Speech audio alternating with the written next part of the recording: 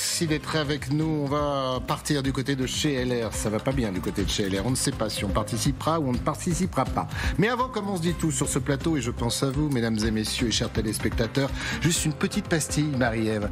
Vous disiez à l'instant, j'ai des coups de téléphone, les gens ne comprennent pas.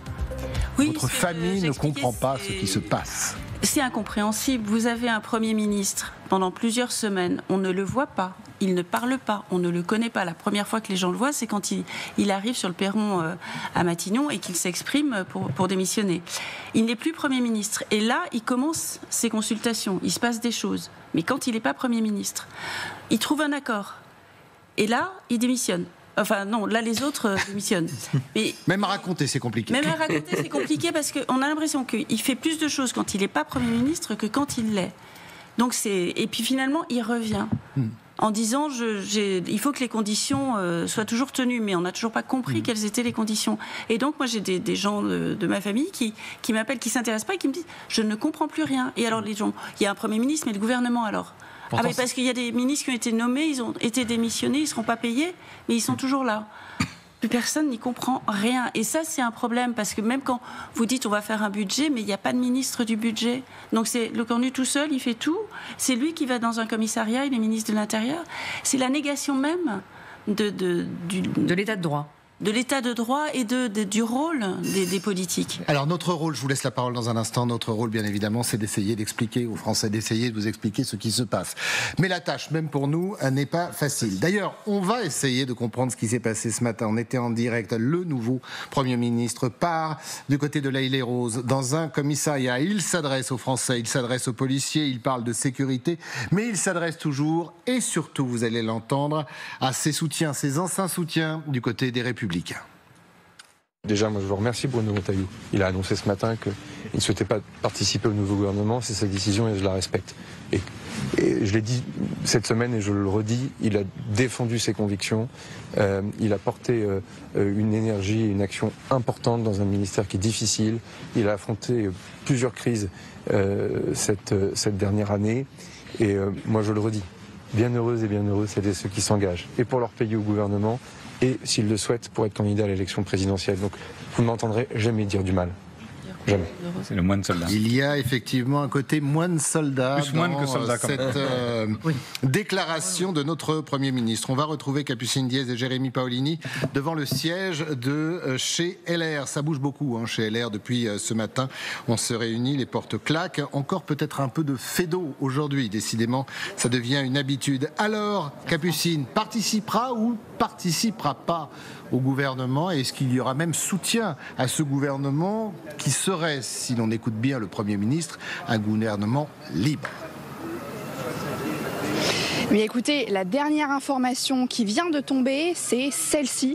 Les sénateurs LR sont favorables à un soutien sans participation au nouveau gouvernement. Du côté de son président Bruno Retailleau, la participation, là non plus, n'est pas envisagée. Je le cite, ma conviction, c'est qu'il ne faut pas participer. Je n'irai pas dans ce gouvernement. Pourtant, tous les LR ne sont pas encore du même avis. 2 réunions avaient lieu ce matin. La première en début de matinée entre les parlementaires du groupe, la seconde en fin de matinée entre les membres du bureau politique. L'objectif de ces 2 réunions, c'était de trancher concernant le soutien, mais aussi la participation à un nouveau gouvernement. Et la tâche semble être assez compliquée puisque les députés LR, eux, par contre, sont favorables à une participation du groupe au nouveau gouvernement. Merci beaucoup Capucine, merci à Jérémy Paolini. Pourquoi vous riez, Richard Verly? Parce que quand même, là c'est franchement dans le genre incompréhensible, on en rajoute, puisque vous avez le président du parti qui dit, si j'ai bien compris, corrigez-moi, qui dit soutien sans participation, et vous avez les députés du parti qui disent soutien avec participation. Alors que la semaine dernière, c'était l'inverse. Donc très franchement, ça prouve bien qu'il y a des fêlures. Et notamment ce député LR que l'on voit, ex-maire de l'Haye-les-Roses, à côté du Premier ministre ce matin. Tout ça ressemble quand même, je parle de ce socle commun, les difficultés des socialistes, on les a largement évoquées tout à l'heure par rapport à la réforme des retraites notamment, tout ça ressemble quand même à un château de cartes. Si on ajoute Édouard Philippe et si on ajoute Gabriel Attal, ça fait beaucoup. Ça fait beaucoup parce que si le Premier ministre n'est pas arrivé pour l'instant à trouver, on va dire, un compromis, pour faire simple, avec les socialistes, il s'est retourné. Et puis, il est en train de perdre en route peut-être les LR qui effectivement sont à front renversé. Laurent Wauquiez ne voulait pas participer il y a une semaine. Laurent Retailleau disait si, il faut participer. Et puis cette semaine, c'est l'inverse. Tout ça, alors ça pour la famille de Marie-Ève, je ne sais pas si elle a réussi à leur expliquer, mais franchement, c'est encore ils essayent de la joindre là parce qu'ils ne comprennent vraiment plus rien. Je pense parce que là, il faut vraiment suivre. Ils ont changé de position. Radicalement, donc c'est compliqué. Et puis, quand il s'est retourné encore, Sébastien Lecornu, il a vu effectivement que du côté d'Horizon, ça tangue. Alors, le MoDem, pour l'instant, c'est pareil. Les centristes sont partis. Donc, au fond, c'est vraiment très compliqué. Et on rappelle sous votre contrôle que Emmanuel Macron, hier, lui dit en tout cas à ses interlocuteurs, le futur gouvernement va pouvoir compter sur le socle commun. Et on a l'impression qu'à partir du moment où le président a dit ça, tout s'est effondré. Il y a plateforme de stabilité, parce que socle commun, ça marche plus vraiment. Groupe de soutien aussi, c'était aussi une formule. Bloc de soutien, il n'y a plus de bloc, il n'y a pas de soutien. Donc en fait, tout ça, moins on comprend, plus on trouve de formules qui sont, comment dirais-je, difficiles à interpréter. Oui, c'est vrai, quand on n'arrive pas à regarder ou à définir la réalité, on essaye de trouver des mots qu'on colle les uns aux autres pour essayer de faire passer une idée. Il y a des concepts après la réalité. Je vais régler toutes vos interrogations. Depuis tout à l'heure, on dit c'est incompréhensible et c'est vrai que ça peut paraître comme ça. Moi, j'ai compris. Donc je vais vous livrer. Écoutez, on a fait de vous inviter. Comme ça, tout le monde pourra non pas zapper, mais continuer à vous regarder pour parler d'autre chose. Je pense en réalité tout le monde a bien compris, les Français ont bien compris. Il y a un problème. Il s'appelle Emmanuel Macron, c'est le François Lambrouille de l'Élysée. C'est-à-dire que tout ça est le résultat, mais ça vient pas seulement de la situation récente avec M. Lecornu. Tout ça vient du grand malentendu installé sciemment par Emmanuel Macron en 2017 sur l'idée qu'il n'y avait plus de gauche, qu'il n'y avait plus de droite, finalement la vie démocratique était réinventée totalement avec lui. Quelle arrogance d'ailleurs que de croire qu'on peut balayer 2 siècles de République de cette façon-là. Et puis ça s'est amplifié, ça a continué. Ça a continué avec la dissolution complètement improvisée, uniquement dans son propre cerveau à lui. Ça a continué avec le déni de démocratie après juillet 2024, ça continue avec cet acharnement à maintenir les siens au pouvoir et à maintenir sa politique au pouvoir. Donc en fait, il y a une chose à comprendre, et cette chose-là, elle fracture évidemment dans des familles politiques comme LR, comme elle a fracturé d'ailleurs la gauche au départ. Monsieur Macron, il a d'abord construit sa carrière politique en fracturant une part du Parti socialiste pour aller trahir Monsieur Hollande et pour aller incarner une forme de centrisme à l'élection présidentielle avec Monsieur Bayrou déjà. Tout ça vient de là. Et en fait, Emmanuel Macron, intrinsèquement, est le facteur bloquant aujourd'hui. Et puis, il y a une deuxième source d'explication, c'est l'obsolescence, de mon point de vue, de la Ve République. On peut faire toutes les dissolutions, toutes les élections présidentielles que l'on veut. Il y a aujourd'hui besoin de remettre les choses à plat et de se dire comment allons-nous reconstruire notre contrat républicain, notre pacte démocratique, comment allons-nous vivre ensemble à l'heure où l'extrême droite monte et où la droite radicalisée se précipite vers elle. Comment allons-nous reconstruire des institutions dans lesquelles nos concitoyens auront confiance? Ça dépasse les enjeux internes à nos partis, ça dépasse M. Lecornu et ça dépasse même M. Macron, mais effectivement, tant qu'il est là, on ne peut pas faire cela. Alors, quand on parle d'institutions, quand on a la chance d'avoir Benjamin Morel, on se tourne vers lui et on lui demande... Merci. Quelle transition. C'est ça une équipe. Vous comprenez aussi ce qui se passe ou pas? Vous comprenez cette désolation, cette main tendue de la part du Premier ministre VLR? Est-ce que vous continuez? Est-ce que vous comprenez que du côté de LR, on semble exploser de nouveau?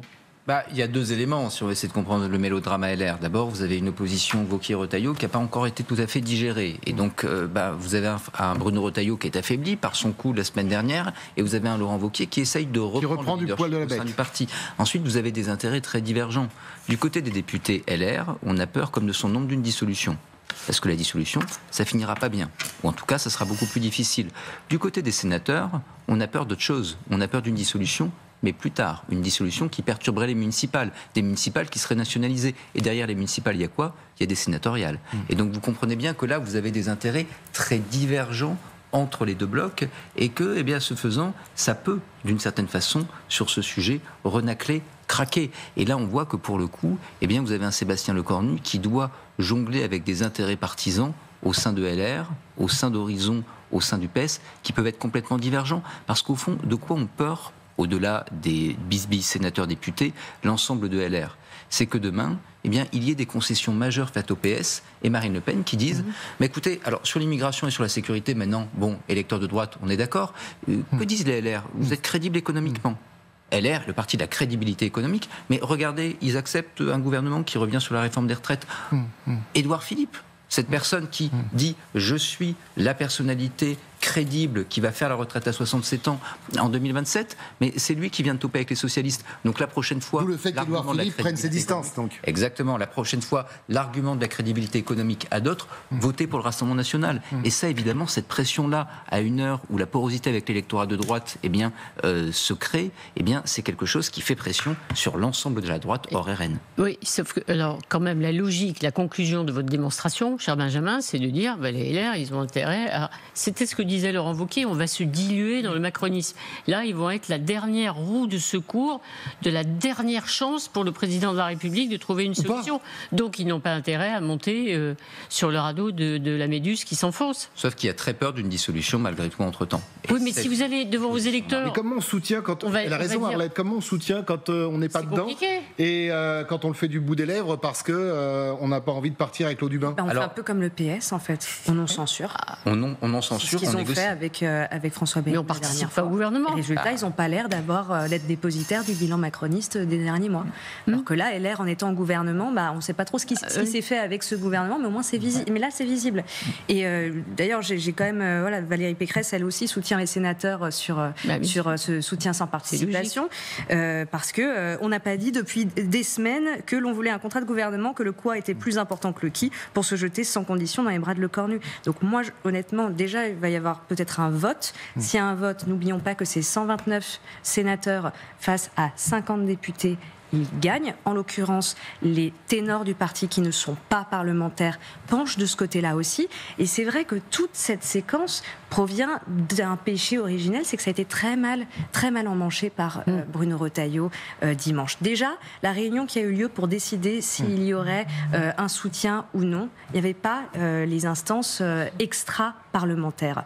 Or, elles étaient nécessaires aussi pour décider de cette ligne. Et juste une chose là-dessus, Bruno Retailleau, lui, est donc sur cette position de sortir du socle commun. Pareil pour les sénateurs. Les sénateurs, c'est quand même la majorité, c'est quand même eux qui tiennent le Sénat. Si Emmanuel Macron, qui compte sur eux depuis 2024 pour mener à terme son mandat, ne peut plus compter sur eux, parce que même l'Union centriste Hervé Marseille est un peu sur les nerfs, ça risque d'être très compliqué, sachant que si on voit la façon dont la question de la dissolution, puis de la démission, se sont imposées dans le débat public, bientôt ça va être la destitution. Est-ce que le Sénat pourra le protéger jusque-là? Alors là, je suis pas sûr que celles et ceux qui nous regardent aient bien tout compris. Je dis pas que c'est pas clair, c'est que si vous rajoutez ça en plus dans l'esprit des Français, ça va être très très difficile. Alors